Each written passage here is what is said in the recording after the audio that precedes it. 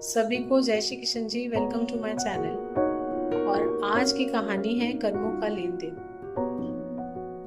एक बार एक जगह सत्संग हो रहा था। वहाँ क्वेश्चन आंसर्स चल रहे थे।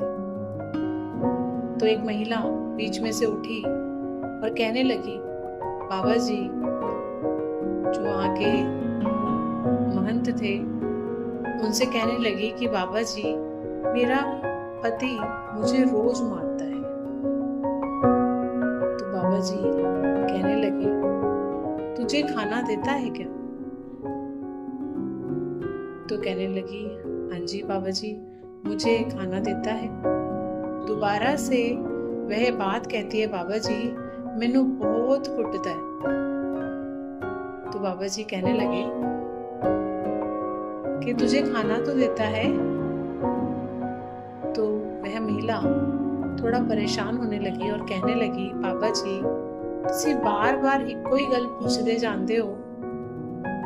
वो मैनू बहुत कुटदा है, मेरा पति मैनू बहुत कुटदा है। तो बाबा जी कहने लगे, तेनू पता है तू पिछले जन्म विच की कीता है?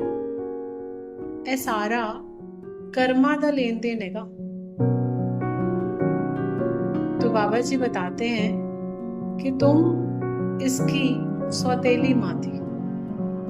तुम इस व्यक्ति की, अपने पति की सौतेली माँ थी और तुम इसे बहुत मारती थी और खाना भी नहीं देती थी।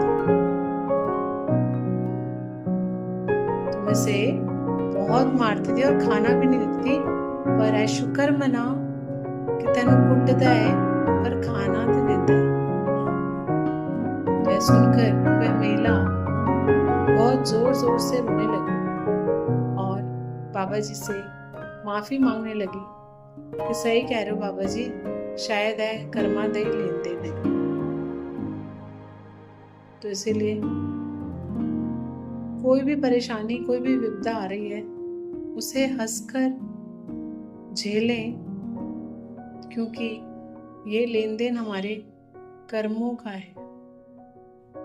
हमारे कर्म हमारे साथ जुड़े हुए हैं और यह जो कर्म है, ये हमारे इस जन्म के नहीं है, पता नहीं कितने ही पुराने जन्मों के ये कर्म है, कर्म लेप हैं जो हमारे साथ जुड़े हुए हैं। तो ये पुराने जन्मों के जो हमारे कर्म है ना, वो तो जुड़े हुए हैं, उनका जो लेप लगा है वो तो अभी हम भुगत ही रहे हैं। परंतु इस जन्म में हम कुछ ऐसे कर्म करें, कुछ ऐसे नेक कर्म करें ताकि हमें उसका भुगतान अगले जन्म में ना करना पड़े।